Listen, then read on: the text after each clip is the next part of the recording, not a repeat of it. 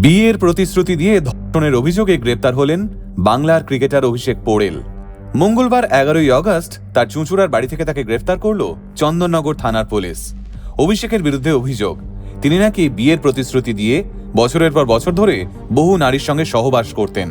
অবশেষে মেডিকেলের পড়ুয়া এক যুবতীর অভিযোগের ভিত্তিতে অভিষেককে গ্রেপ্তার করার সিদ্ধান্ত নিল চন্দননগর থানার পুলিশ। কিন্তু এখন প্রশ্নটা হলো, ঠিক কতদিন ধরে এই অপকর্মের চক্র চালাচ্ছিলেন অভিষেক?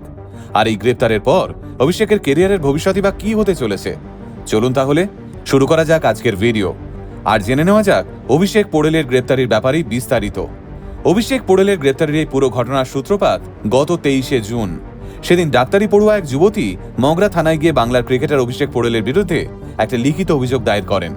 পুলিশের কাছে দায়ের করা এই অভিযোগে ওই যুবতী জানান, বিগত প্রায় 3.5 বছর ধরে অভিষেক এবং তিনি একটা গভীর প্রেমের সম্পর্কে ছিলেন। সম্পর্ক এতটাই ভালো ছিল যে তারা একসঙ্গে বিদেশেও ঘুরতে গিয়েছেন। যুবতীর দাবি, অভিষেক তাকে বারবার কথা দিয়েছিলেন যে তিনি তাকেই বিয়ে করবেন, আর সেই কথায় ভরসা করে তিনি সম্পর্কে অনেক দূর এগিয়েছিলেন।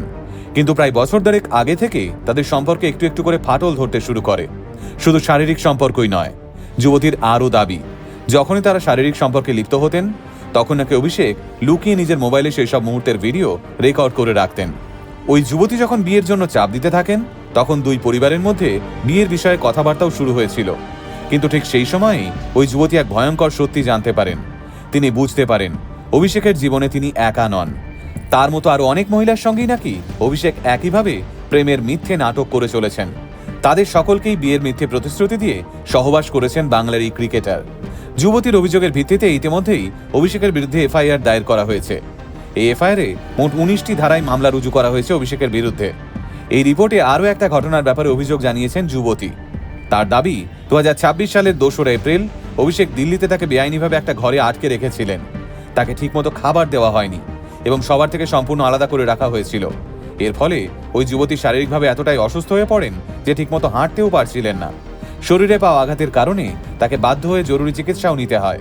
এই সব গুরুতর অভিযোগ সামনে আসার পরেই কলকাতা হাইকোর্ট অভিষেককে গ্রেপ্তারের কড়া নির্দেশ দেয়। পাশাপাশি ওই যুবতীর কোনো ব্যক্তিগত ছবি বা ভিডিও যাতে ইন্টারনেটে ছড়িয়ে না পড়ে তার জন্য অভিষেকের সমস্ত মোবাইল ও ল্যাপটপ পুলিশকে বাজেয়াপ্ত করার নির্দেশ দিয়েছে আদালত।